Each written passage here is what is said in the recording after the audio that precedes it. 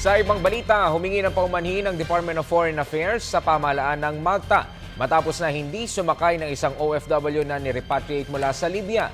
Kabilang si Rodrigo Andres sa daang-daang Pilipino na tinutulungan ng DFA na makaalis sa Libya.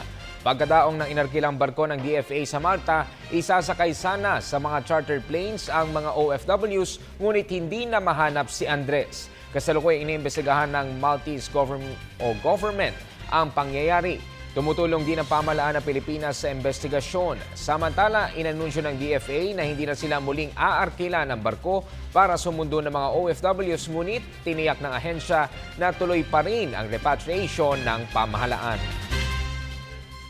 So we issued a note verbal to the government of Malta expressing our regret for what happened.